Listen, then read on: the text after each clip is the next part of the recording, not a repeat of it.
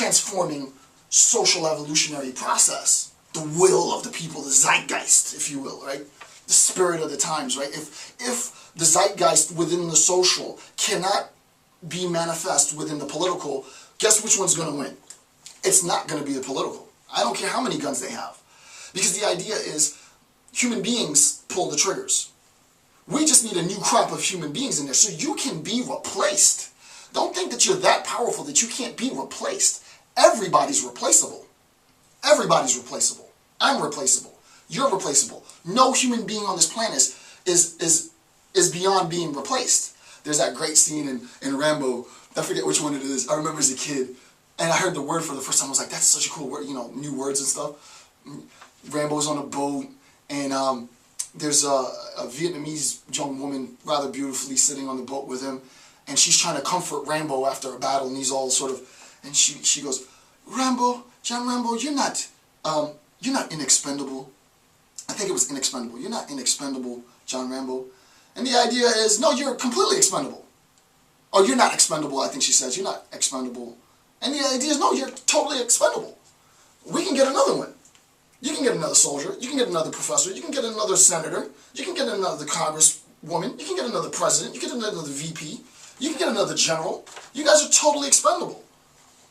If you think that you aren't as an individual, and I'm talking to you, if you think that you're not, if I think that I'm not, if you're so filled with hubris to think that you are not expendable, the social will expend with you. The social will have outgrown you, right? So the idea is and this is very important, where there is that uniformed, homogenized understanding and recognition within the social, and there is an expectation of representation from the social to the political, there had better been some means and mechanisms of foregoing all of that political gridlock.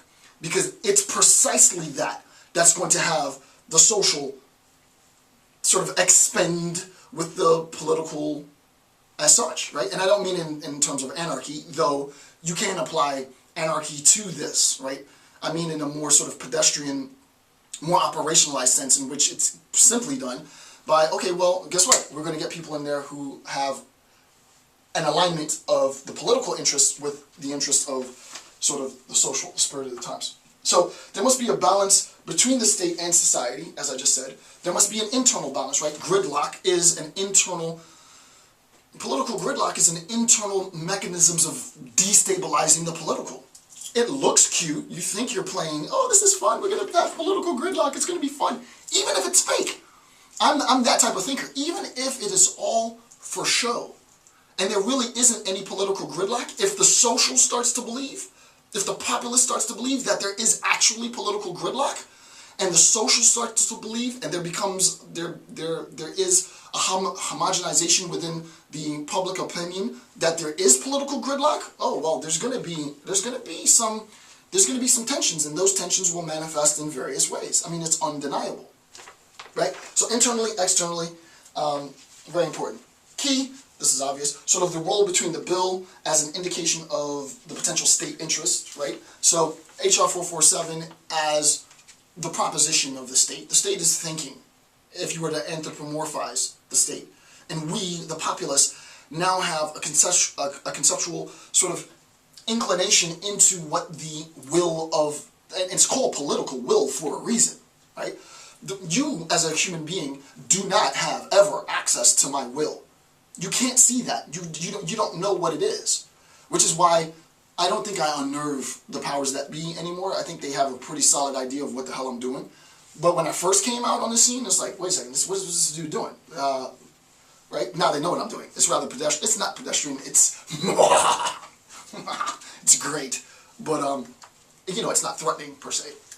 The idea is you don't have access to my will. You can only make sense of my will retroactively, right? You can see what my intent might have been once I'm on the radar, once I'm on the screen, once I'm on the grid, and you can sort of backtrack my actions to figure out what motivated me to get here. But in the time of processing, human beings don't have conceptual access to my will. It's epistemologically impossible, at least given the current state of technology. However, this is not the case with respect to the political, right? once bills are introduced, the public sort of has an idea of what the political will is. Hey, the state is interested in making it a law that because you look like you're Spanish, you can go to jail. That shit is not cool. That shit ain't cool, right? That's not cool at all. Nah, we're not supporting that. We're not, because I don't think that that's what my country's about. My country isn't about that. So we call foul on the play, we organize socially, and we tell them, hey, you need to reassess your interests. Because if those interests manifest as law, we're going to have a problem. Right? And that's how we, as the populace, gain insight into the potential political will. Right? Political will as manifest, at least within the states, in terms of sort of conceptions of bills themselves, the intent to pass laws, right? We gain insight in that. And that is a pedestrian sort of thought, but if you really think about the implications, given everything that I said, especially stuff like this, social evolution post-World War II, that can get pretty heavy. I'll leave it to you to make sense of some of the implications. All right, last point on, it's like half a page and we're like 50 minutes into the lecture already. Distinctions between interest and intent as practically understood as the distribution between bills and laws, or distinctions between bills and laws. I just discussed that. Top of page 3. The laws of the state reflect intent. Bills potentially reflect interest, right?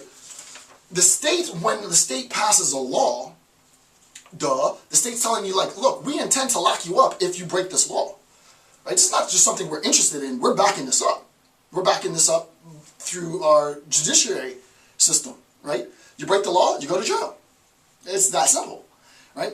The idea is the population, and people just don't get it. It's the same old thing that academics have to do century after century after century after century, and it would be cool for the population to wake up. It really would be cool for the population to wake up, but I just don't know that that will ever happen. The state is asking for your input. Like, the state is begging you to participate. It really is. Why? Because if the state can give you, if the state can construct really a method, it'll be simple, a method a system with which it facilitates the governance of the population to the population's satisfaction, everybody wins. Population is cool, we're in autopilot, we have our representation there. There's outlier communities that will have demands needed, but there's institutions in place within the judicial, legal, state bureaucratic, executive, sort of,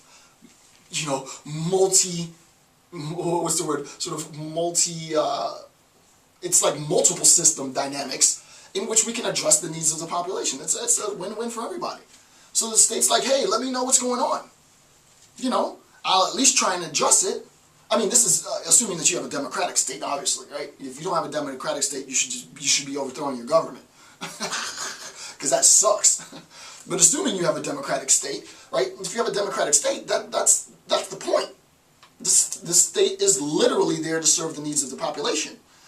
And people are like, oh, it's not there. It's there. No, but the point is, social transformation and social evolution there is no brakes for that. It's never going to stop.